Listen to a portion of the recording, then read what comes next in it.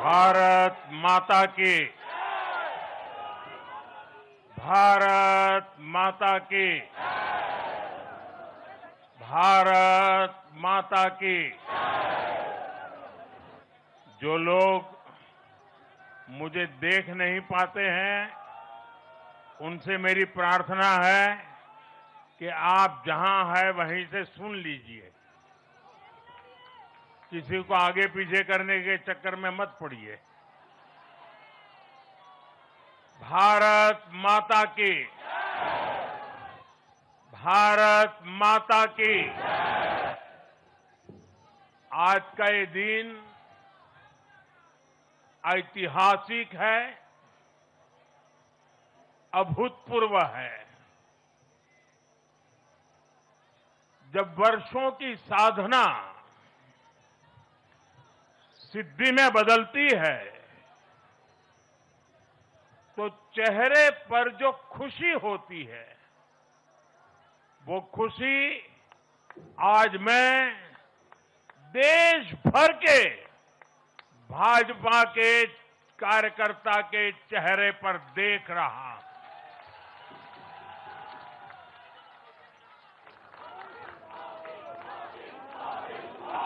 मोदी मोदी मोदी। आप वो तस्वीर नीचे रखिए, पीछे लोगों को परेशानी हो रही, नीचे रखिए, नीचे रखिए।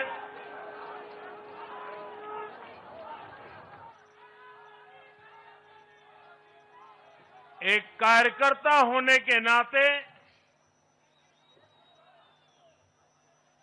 मैं भाजपा के हर कार्यकर्ता की खुशी में शामिल हूं। साथियों,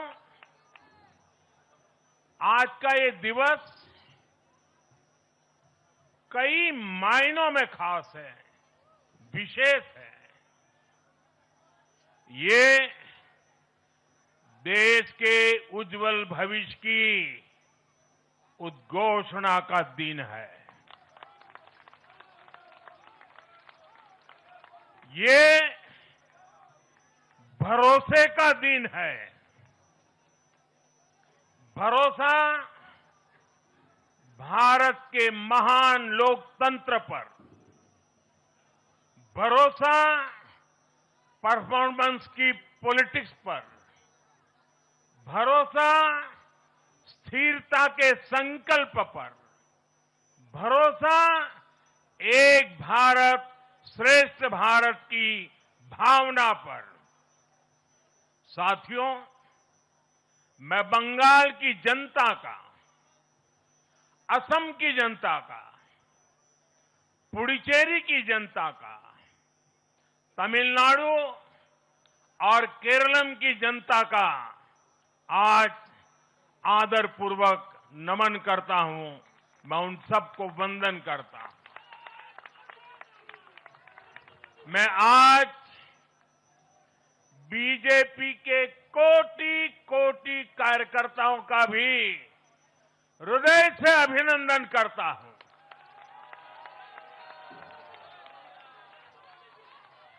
भाजपा के हर छोटे बड़े कार्यकर्ता ने एक बार फिर से कमाल कर दिया है, कमल खिला दिया है।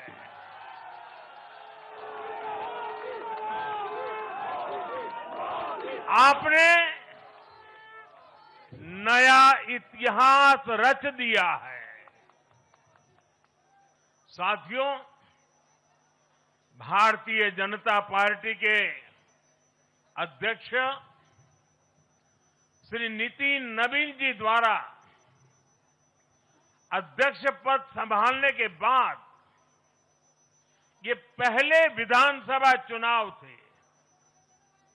इन चुनावों में पार्टी कार्यकर्ताओं का, हर कार्यकर्ता को उनका जो मार्गदर्शन मिला, वो मार्गदर्शन इस विजय में बहुमूल्य रहा है। साथियों, आज विभिन्न उपचुनावों के परिणाम भी अत्यंत अत्यंत उत्साहजनक रहे हैं। महाराष्ट्र, गुजरात, नागालैंड और त्रिपुरा में जो उपचुनाव हुए उसमें हमारे उम्मीदवारों को जनता जनार्दन ने आशीर्वाद दिया और इन राज्यों में भी जीत गए। एनडीए की नेता महाराष्ट्र की उप मुख्यमंत्री सुनेत्रा पवार जी ने भी बड़ी जीत दर्ज की है। मैं इन सभी राज्यों की जनता का उनके समर्थन के लिए हृदय से आभार व्यक्त करता हूं। साथियों, जय पराजय लोकतंत्र और चुनावी राजनीति का एक स्वाभाविक हिस्सा होता है, लेकिन 5 प्रदेशों की जनता ने पूरे विश्व को दिखाया है कि ये हमारा भारत मदर ऑफ डेमोक्रेसी क्यों है। लोकतंत्र, डेमोक्रेसी हमारे लिए सिर्फ एक तंत्र नहीं है, ये हमारी रगों में दौड़ता हुआ संस्कार है। ये हमारी रगों की संस्कार सरिता है। और आज सिर्फ भारत का लोकतंत्र ही नहीं जीता है, आज भारत का संविधान भी जीता है। हमारी संवैधानिक संस्थाएं जीती हैं, हमारी लोकतांत्रिक प्रक्रियाएं जीती है। पश्चिम बंगाल में करीब 93% मतदान होना अपने आप में ऐतिहासिक रहा है। असम, तमिलनाडु, पुडुचेरी और केरलम में भी मतदान के नए रिकॉर्ड बने हैं। इसमें भी महिलाओं की भागीदारी बहुत अधिक रही है। ये भारतीय लोकतंत्र की सबसे उजली तस्वीर बन रही है। साथियों, मैं आज चुनाव आयोग के सभी कर्मचारी भाई बहनों को, जो भी मतदान से जुड़े प्रक्रिया के सारे कर्मी थे, साथ साथ विशेष तौर पर सुरक्षा बलों का भी मैं आज बहुत बहुत अभिनंदन करता हूं। भारत के लोकतंत्र की गरिमाओं को बनाए रखने में आप सबका योगदान इतिहास हमेशा हमेशा याद रखेगा। साथियों, पिछले साल 14 नवंबर को जब बिहार चुनाव के नतीजे आए थे, तब मैंने इसी जगह से बीजेपी मुख्यालय से आप सबको कहा था, गंगा जी बिहार से आगे बहते हुए गंगा सागर तक जाती है। और आज बंगाल की जीत के साथ गंगोत्री से लेकर गंगा सागर तक कमल ही कमल खिला हुआ है। उत्तराखंड, उत्तर प्रदेश, बिहार और अब पश्चिम बंगाल आज मां गंगा के इर्द गिर्द बसे इन राज्यों में बीजेपी एनडीए सरकार है। साथियों, 2013 में जब भारतीय जनता पार्टी ने मुझे प्रधानमंत्री के उम्मीदवार के रूप में भी काम दिया और जब मैं काशी में अपना नामांकन भरने गया था और पत्रकारों ने मुझे घेर लिया तो स्वाभाविक रूप से मेरे हृदय से एक ध्वनि निकली थी और मैंने कहा था कि न मैं आया हूं न मुझे किसी ने भेजा है, मां गंगा ने मुझे बुलाया है।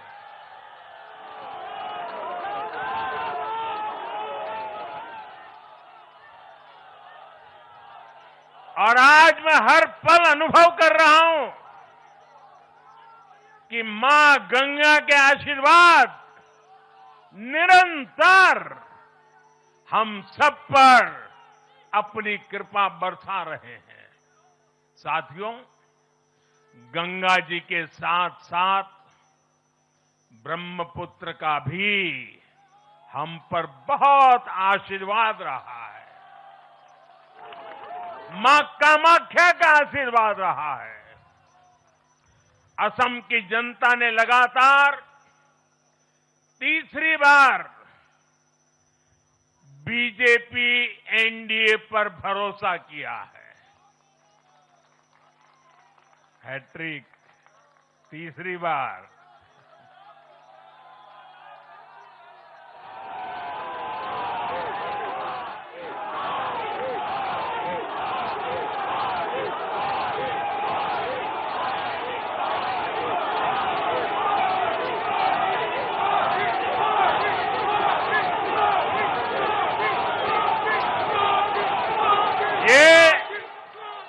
असम के इतिहास की बहुत बड़ी घटना है। असम के टी गार्डन्स वाले क्षेत्रों में भी बीजेपी को अभूतपूर्व समर्थन मिला है। श्रीमंत शंकरदेव जी, महायोद्धा लसित बोरफुकन जी, बोडोफा उपेंद्रनाथ ब्रह्मा जी, भूपेन हजारिका जी, ऐसे अनेक महान व्यक्तित्वों से प्रेरणा लेते हुए असम अपने विकास की रफ्तार अब और बढ़ाएगा।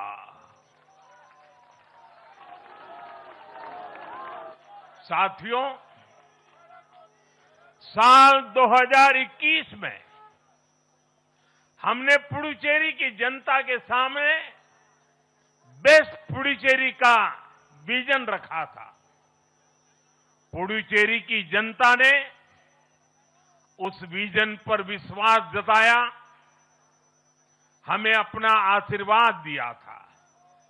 पिछले 5 वर्षों में हमारी एनडीए सरकार ने पूरी निष्ठा और समर्पण के साथ इस विजन को गति देने का काम किया और आज एक बार फिर पुडुचेरी की जनता ने एनडीए पर अपना विश्वास व्यक्त किया है।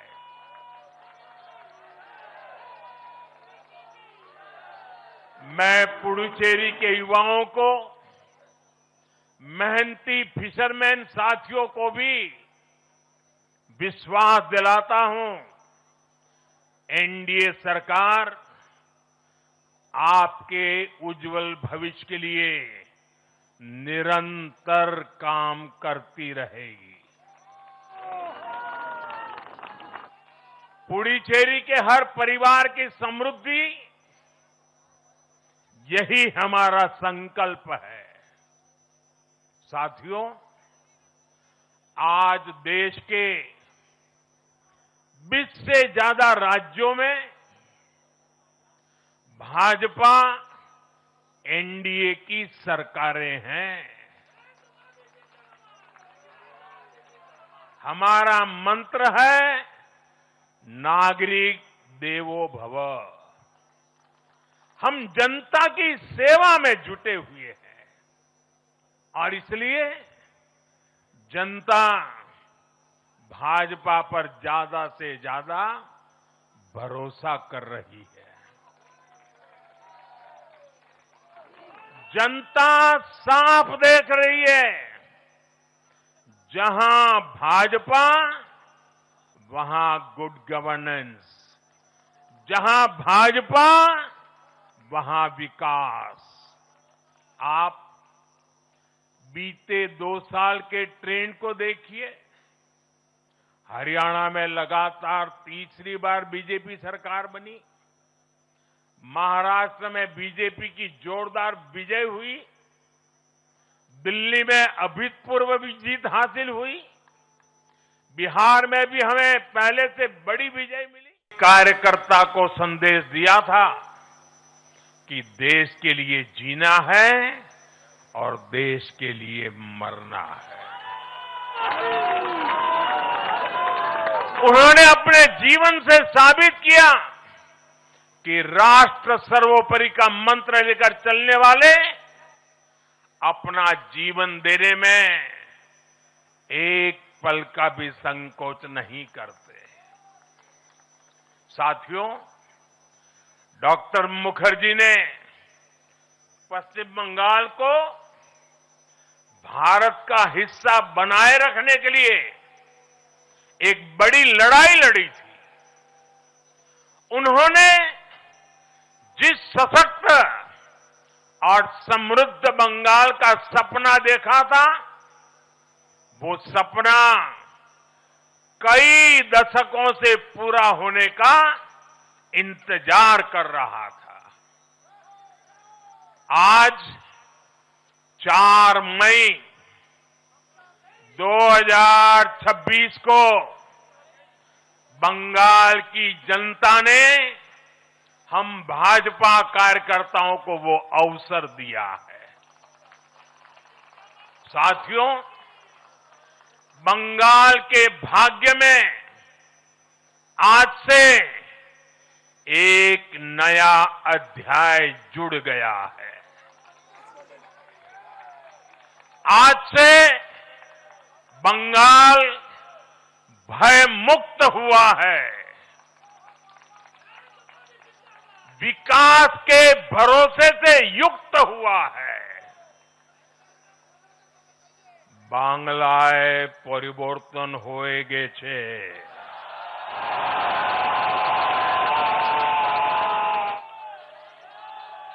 साथियों, इस जीत के साथ साथ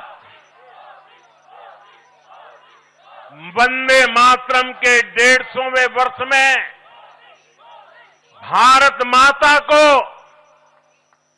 और ऋषि बंकिम जी को बंगाल के लोगों ने अपना सादर नमन प्रेषित किया है। योगीराज श्री अरविंदो को भी मतदाताओं ने ऐतिहासिक श्रद्धांजलि दी है। साथियों, बंगाल में हमारे कितने ही कार्यकर्ताओं ने अपना जीवन इस जीत के लिए समर्पित किया है। भाजपा की कितनी महिला कार्यकर्ताओं को तमाम अत्याचार सहने पड़े हैं।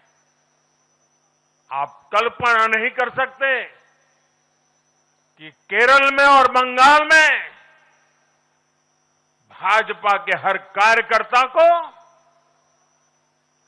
कितनी मुसीबतें झेलनी पड़ी है, उन पर कितने जुल्म हुए हैं, कितने अत्याचार हुए हैं। मैं आज बंगाल में भारतीय जनता पार्टी की सफलता का श्रेय ऐसे सभी कार्यकर्ताओं को, उनके परिवारों को देता हूं। मैं जीत बंगाल की जनता को समर्पित करता हूं।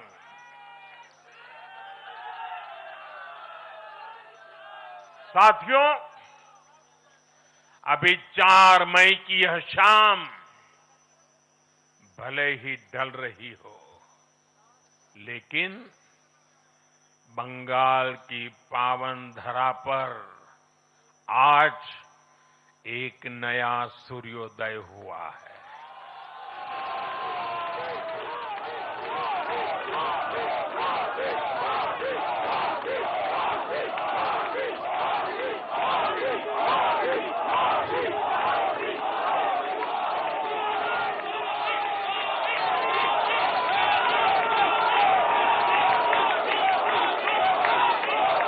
एक ऐसा सवेरा, एक ऐसा सवेरा जिसका इंतजार पीढ़ियों ने किया है। भाजपा ने जितनी सीटें जीती वो महज एक चुनावी आंकड़ा नहीं है, ये उस अड़िग विश्वास की हुंकार है जिसने डर, तुष्टीकरण और हिंसा की राजनीति को जड़ से उखाड़ फेंका है।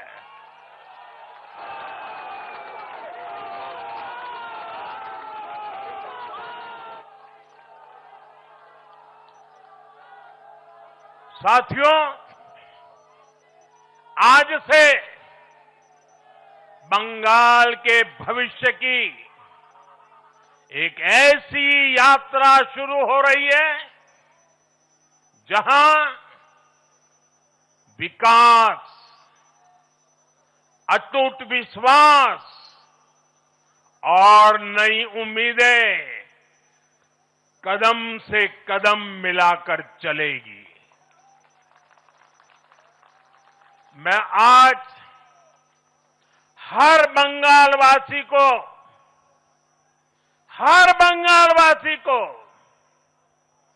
भरोसा देता हूं,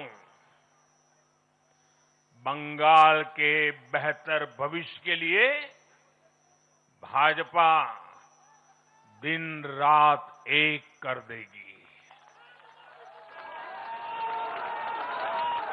बंगाल में अब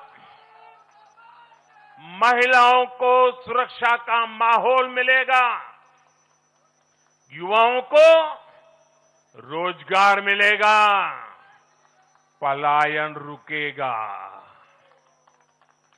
पहली कैबिनेट में ही आयुष्मान भारत योजना को हरी झंडी दिखाई जाएगी और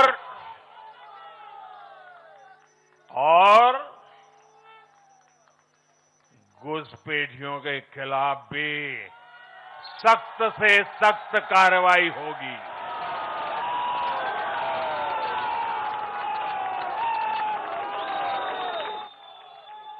साथियों,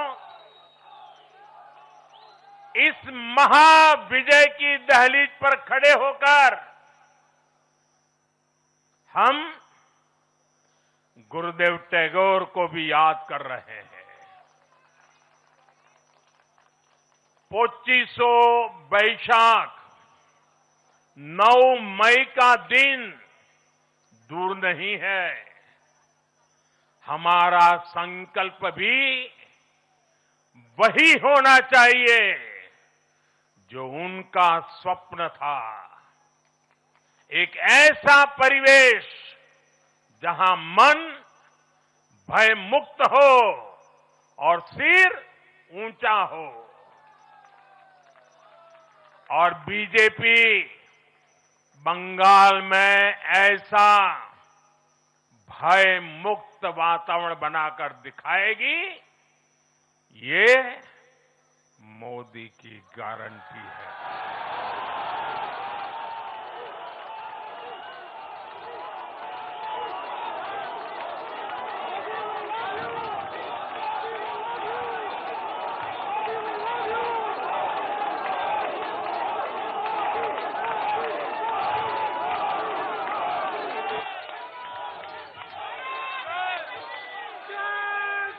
साथियों,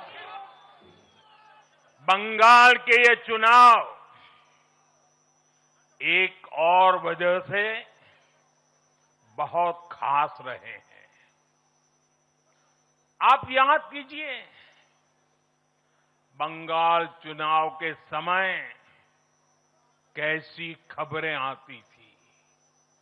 हिंसा, डर और निर्दोष लोगों की मौतें। लेकिन इस बार पूरे देश ने एक नई खबर सुनी। पश्चिम बंगाल में शांतिपूर्ण मतदान हुआ। पहली बार ऐसा हुआ कि चुनावी हिंसा में एक भी निर्दोष नागरिक की जान नहीं गई। लोकतंत्र के इस महापर्व में बंदूक की आवाज नहीं, जनता जनार्दन की आवाज गूंजी। पहली बार डर नहीं, लोकतंत्र जीता है। साथियों, आज जब बंगाल ने परिवर्तन के नए दौर में प्रवेश किया है, तो मैं बंगाल के हर राजनीतिक दल से एक आग्रह भी करना चाहता हूं। बंगाल में बीते दशकों में राजनीतिक हिंसा की वजह से न जाने कितनी जिंदगियां बर्बाद हो चुकी है। मेरा स्पष्ट मानना है कि आज से बंगाल की चुनावी जो आदतें फैली हुई है, उसमें बदलाव आना चाहिए।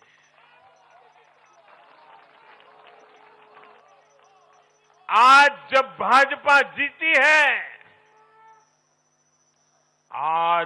भाजपा जीती है,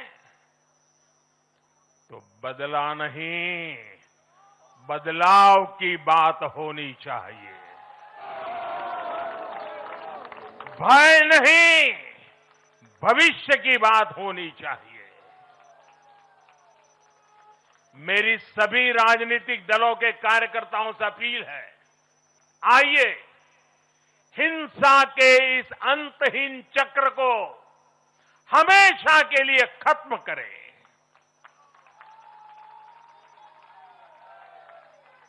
किसने किसे वोट दिया, किसे नहीं दिया, उससे ऊपर उठकर बंगाल की सेवा के लिए काम करें।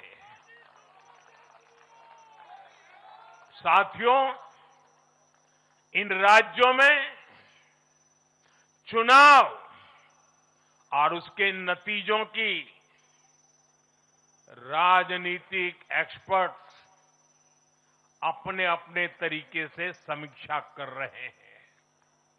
लेकिन इन नतीजों की एक और बहुत अहम बात है, इनकी टाइमिंग।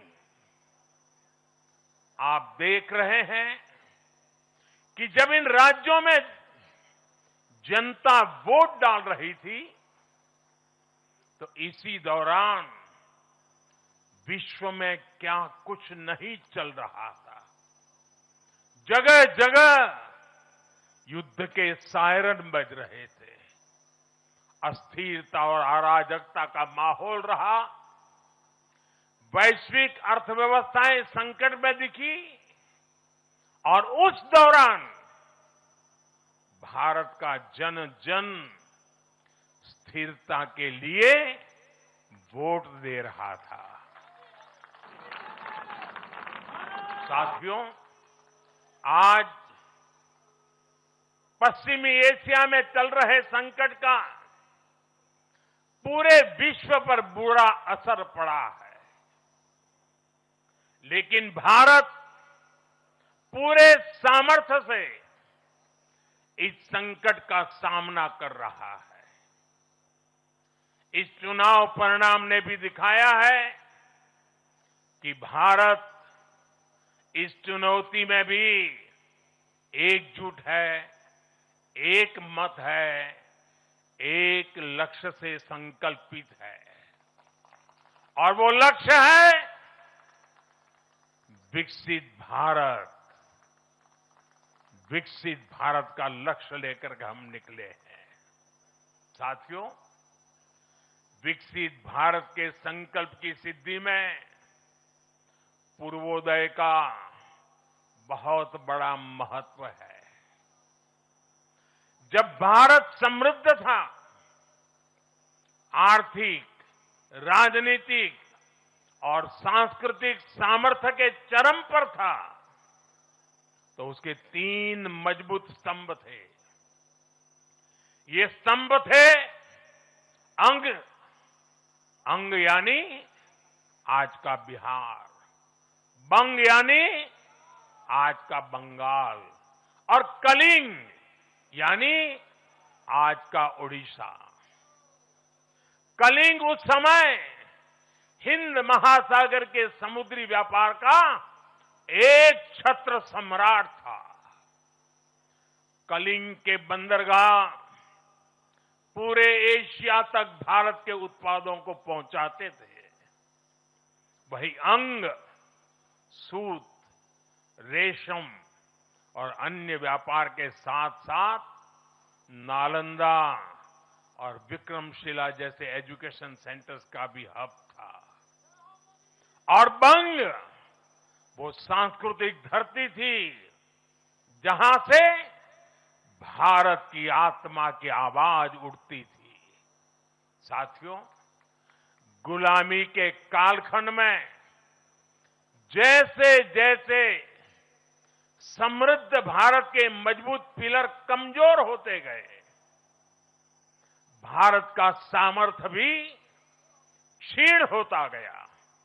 इसलिए विकसित भारत के निर्माण के लिए इन तीनों स्तंभों का फिर से मजबूत होना बहुत आवश्यक है। और मुझे बहुत गर्व है कि अंग, बंग और कलिंग ने इस महाअभियान के लिए बीजेपी को चुन लिया है, एनडीए पर भरोसा किया है। साथियों, विकसित भारत के निर्माण का एक और महत्वपूर्ण पिलर भारत की नारी शक्ति है। नारी शक्ति अब विकसित भारत के निर्माण में तेजी से आगे बढ़ रही है। लेकिन नारी शक्ति की इस रफ्तार को कांग्रेस और उसके सहयोगियों ने कुछ दिन पहले रोकने का काम किया है। इन नारी विरोधी दलों ने संसद में नारी शक्ति वंदन संशोधन को पास नहीं होने दिया और इसलिए मैंने कुछ दिन पहले कहा भी था कि महिलाओं के आरक्षण का विरोध करने वाले ऐसे दलों को महिलाओं का आक्रोश झेलना पड़ेगा। आज कांग्रेस, टीएमसी और डीएमके को बहनों बेटियों ने सजा दी है। केरलम में लेफ्ट के 10 सालों के कुशासन का फायदा कांग्रेस को जरूर मिला है, लेकिन मुझे विश्वास है केरलम की बहनें भी अगले चुनावों में कांग्रेस को जरूर सबक सिखाएगी। साथियों, जिस समाजवादी पार्टी ने संसद में महिला आरक्षण को रोका है, उसे भी यूपी की महिलाओं का आक्रोश सहना पड़ेगा। महिला विरोधी समाजवादी पार्टी कुछ भी करके अपने पाप को कभी धुल नहीं पाएगी। साथियों, आज हम भारत की राजनीति में एक और बड़ा बदलाव देख रहे हैं। आज पूरे देश में एक भी राज्य ऐसा नहीं है जहां कम्युनिस्ट पार्टी की सरकार हो।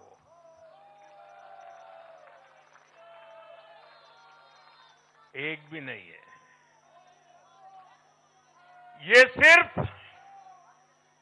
सिर्फ सियासत का बदलाव नहीं है, ये सोच का बदलाव है। ये बताता है कि विकसित होता हुआ भारत किस दिशा में आगे बढ़ना चाहता है। आज का भारत अवसर चाहता है, विकास चाहता है, विश्वास चाहता है। आज का भारत प्रगति चाहता है, स्थिरता चाहता है। और आज का भारत ऐसी राजनीति चाहता है जो देश को आगे बढ़ाए। लेकिन साथियों, दुर्भाग्य से आज की कांग्रेस बिल्कुल विपरीत दिशा में चल पड़ी है। ऐसे समय में जब पूरा देश कम्युनिज्म से किनारा कर चुका है, कांग्रेस उसी विचारधारा को अपनाने में लगी है जिसे देश ने ठुकरा दिया है। जो माओवाद जंगलों में समाप्त हो रहा है, वो अब कांग्रेस में अपनी जड़ें मजबूत कर चुका है। और इसलिए कांग्रेस अर्बन नक्सलियों का गिरोह बनती जा रही है। कांग्रेस को एक बात नहीं भूलनी चाहिए, जिस विचार को जनता ने ठुकराया, उसे जो अपनाएगा जनता उसे भी ठुकराएगी। साथियों, आज देश का हर राज्य भी एक दूसरे से लड़कर नहीं, एक दूसरे के साथ मिलकर आगे बढ़ना चाहता है। इन चुनावों ने इस संदेश को भी बहुत स्पष्ट किया है। बंगाल, तमिलनाडु और केरल में जिन 3 सरकारों को जनता ने सत्ता से बाहर किया, उनकी एक समान पहचान थी, विभाजन की राजनीति। यही उनकी पहचान थी। उनकी राजनीति जोड़ने की नहीं, तोड़ने की थी। कभी भाषा के नाम पर विवाद खड़ा किया गया, कभी खाने पीने की आदतों को लेकर समाज को बांटने की कोशिश हुई, और कभी अपने ही देश के लोगों को बाहरी तक कहा गया। लेकिन भारत की जनता ने इस राजनीति को साफ जवाब दिया है। देश ने बता दिया है कि उसे विवाद नहीं, विकास चाहिए, विभाजन नहीं, विश्वास चाहिए।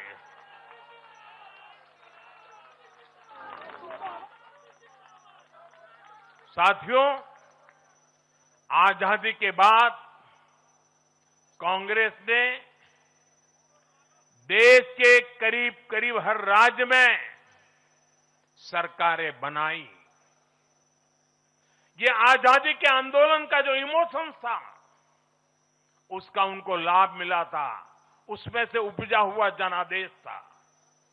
लेकिन जैसे जैसे आजादी के आंदोलन का इमोशन से आगे निकल करके देश धरातल के काम पर लौटा, वैसे वैसे कांग्रेस जनता का भरोसा खोती चली गई।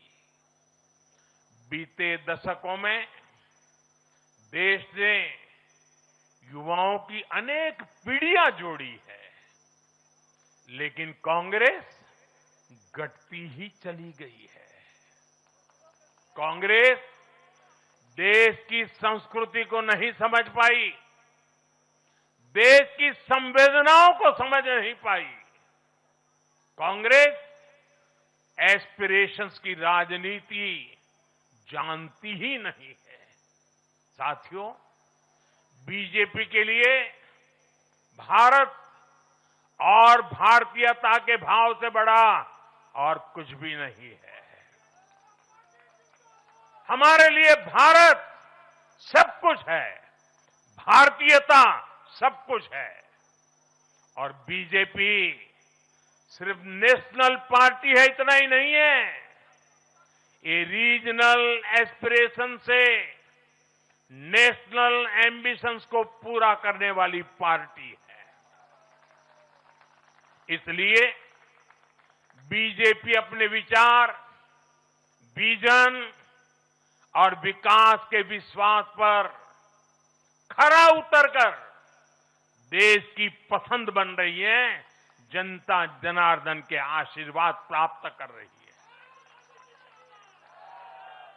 भाजपा परिवार की नहीं, जमीन से जुड़ी राजनीति करती है।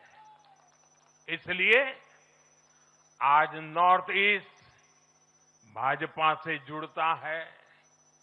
इसलिए आज पूरा आदिवासी अंचल बीजेपी को इतना प्रचंड जनादेश दे रहा है। इसलिए देश के मछुआरों का भूतपूर्व समर्थन बीजेपी के साथ है। इसलिए देश के किसानों की पसंद बीजेपी है।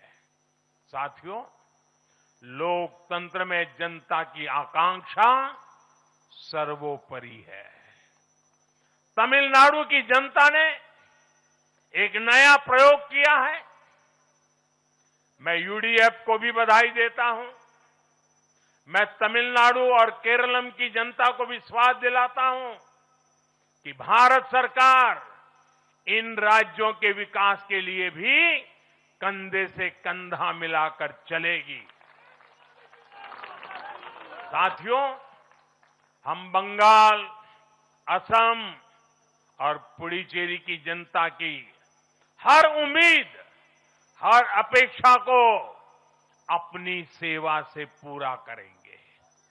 इसी विश्वास के साथ बंगाल, असम और पुडुचेरी में एक बार फिर से बीजेपी एनडीए को विजयी बनाने के लिए, लोकतंत्र को विजयी बनाने के लिए मैं सभी नागरिकों का, सभी मतदाताओं का और सभी देशवासियों का हृदय से आभार व्यक्त करता हूं और सर झुका करके उनका ऋण स्वीकार करता हूं।